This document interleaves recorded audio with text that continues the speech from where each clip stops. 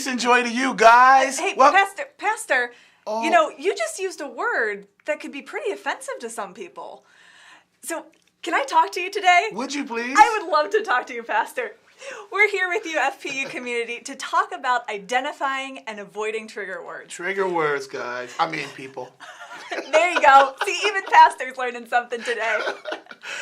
We're talking about the ways in which the language we use, whether it's spoken or written, could have the potential to alienate the very people that we want to connect Very with. powerful. And this is something that I do myself.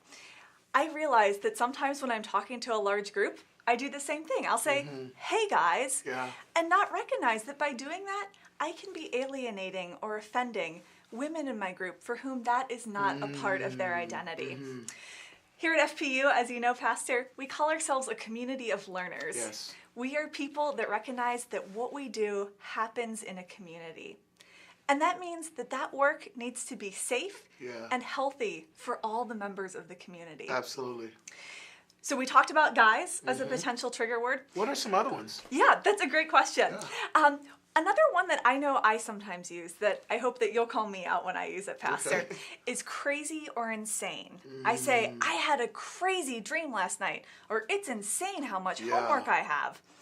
But that can be really problematic because that ends up stigmatizing mental health, which, as you know, is a common problem across our college campuses and already has enough stigma without me using that kind of language.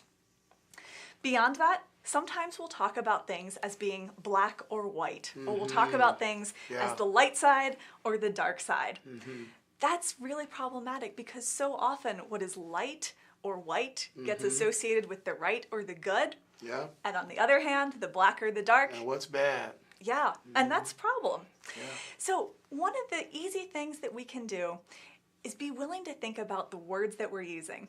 So Pastor, I am so grateful for you being generous with me as I corrected you, and I hope that you'll correct me too. Yeah. And for all of us as we're engaged in talking with one another and communicating with one another, I hope that we're willing to recognize that our words matter. Yes. You know, I just was thinking of something, something I'm guilty as a pastor and a grandpa and a dad.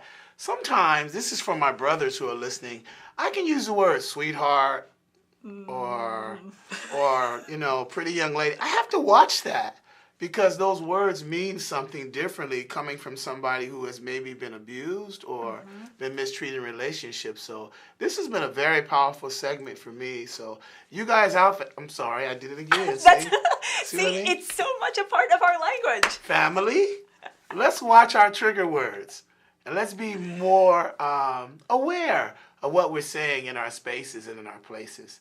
So, Dr. Howard, how would you like to close this session? What do you think? I'd like to just leave us with an encouragement that it's okay. We're all going to mess up That's in right. this. But we, as a part of the FPU community, are a community of learners. And so I'm learning from you. Hopefully you're learning from us. And I'm grateful to have this community in which to learn. We're so glad you're here. Family, this has been a Manna moment and a window to look through, and diversity matters. Help us to lift the standard of holiness and righteousness and peace and love in our community. We love you. Have a great day.